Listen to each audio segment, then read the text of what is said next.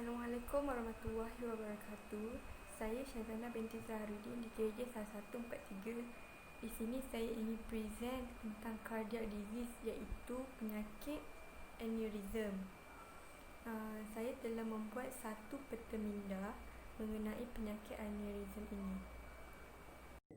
Ini adalah contoh di mana saya membuat peta minda tentang penyakit aneurysm, iaitu terdapat definisi, jenis-jenis aneurysm, patofisiologi, manifestasi klinikal, etiologi, komplikasi, rawatan, diagnosis, nursing diagnosis, pendidikan kesihatan, kesimpulan dan rujukan tentang penyakit aneurysm ini.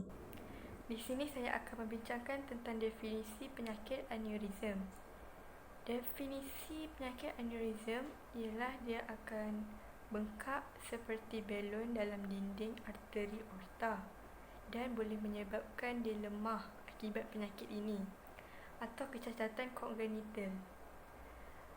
Akibat tekanan yang tinggi pada dinding arteri ini, aneurysm itu akan bengkak dan menyebabkan komplikasi seperti dia akan merasa sakit di kawasan sekelilingnya.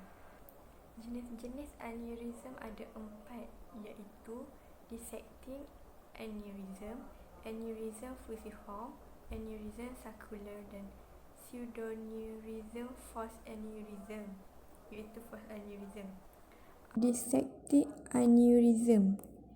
Dissecting aneurysm ini ialah di mana keadaan terjadinya koyakan dalam pengalas aorta menyebabkan darah masuk ke dinding dan memasuki di saluran berotot yang mempunyai kemungkinan untuk pecah.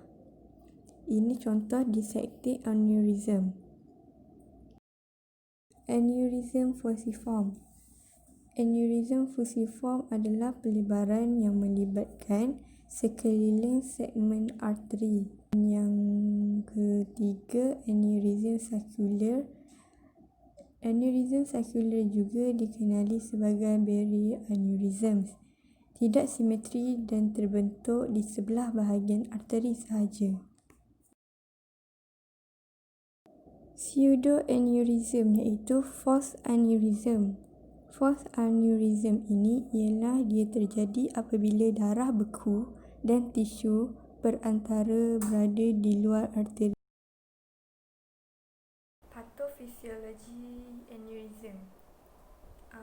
Patofisiologi aneurysm ini pada mulanya plak atherosclerosis dia berkumpul di dalam permukaan salur aorta. Kemudian pembentukan plak ini akan menyebabkan degeneratif, kemusnahan lapisan segmen tengah aorta. Ini dia menyebabkan lapisan kehilangan keanjalan dan menjadi lemah. Ini boleh membuat pengembangan dinding pada aorta dan boleh terjadilah penyakit aneurysm. Etiologi bagi penyakit aneurysm ini adalah atherosclerosis, uncontrolled hypertension iaitu darah tinggi, infeksi, penggunaan tembakau dan boleh juga melalui keturunan. Manifestasi klinikal. Manifestasi klinikal itu ialah tanda-tanda untuk mendapat penyakit aneurysm ini. Aneurysm ini terdapat dua penyakit iaitu thoracic aortic aneurysm dan abdominal aortic aneurysm. Kalau terdapatnya thoracic aortic aneurysm ini, mungkin ia boleh dapat dyspnea, sakit saraf, bersilang, sakit berterusan akibat tekanan dan cyanosis, iaitu kebiruan. Abdominal aortic aneurysm ni pula mungkin ia akan merasa denyut pada ketulan di dalam abdomen, hypertension, lower back pain dengan asymptomatic. Komplikasi untuk penyakit aneurysm ini iaitu stroke, death iaitu kematian, fatal hemorrhage, myocardial ischemia, abdominal ischemia. Diagnosis untuk mengetahui penyakit aneurism ini, kita boleh mendapati dari imbasan CT, iaitu pesakit akan diposisikan berbaring dan akan dimasukkan zat yang disebut iaitu kontras, sehingga jika ada aneurism dapat dilihat ketika pembuluh darah otak diambil. Kedua, kita juga boleh memeriksa melalui pemeriksaan cecair tulang belakang. Cecair itu cecair cerebrospinal. Cara dia, doktor akan mengambil cairan tulang belakang itu menggunakan jarum khas untuk melihat tanda-tanda pendarahan. Dari situ kita boleh mendapati bahawa kita mengidap penyakit aneurism.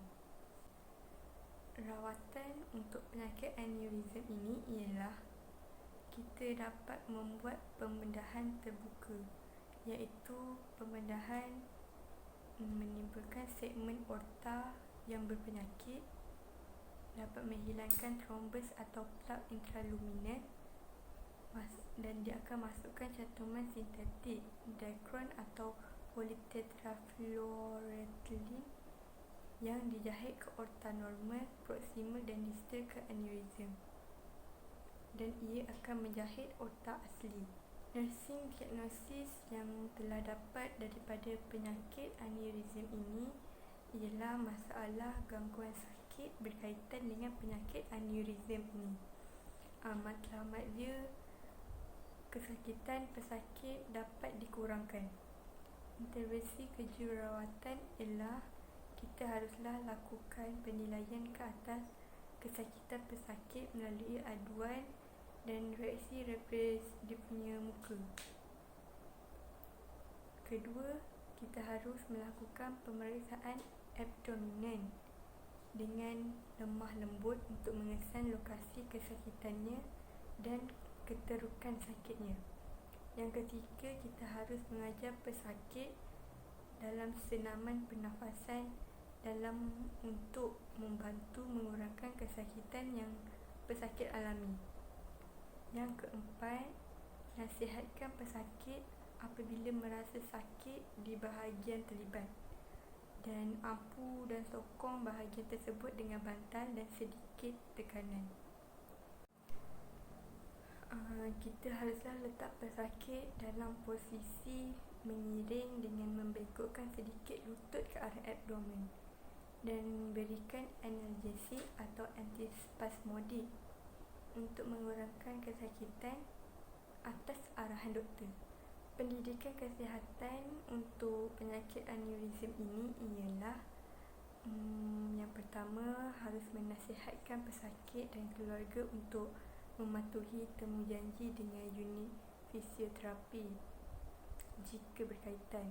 Yang kedua, haruslah membuat senaman bagi mengekalkan pengaliran darah, bergerak ke sendi dan kekuatan otot bagi maintenance exercise macam passive exercise, auto acid exercise dan senaman ragangan pada pergelangan tangan dan kaki. Yang ketiga, kita juga boleh membuat rujukan kepada pegawai perubatan jika terdapat masalah baru. Kesimpulan bagi penyakit aneurism ini ialah aneurism yang kecil mungkin tidak disedari oleh pesakit itu sepanjang hayatnya. Aneurism juga tidak akan mendatangkan bahaya sekiranya dapat dirawat dengan lebih awal, kerana aneurism yang kecil tidak bergejala, manakala aneurism yang besar atau pecah memerlukan rawatan yang agresif.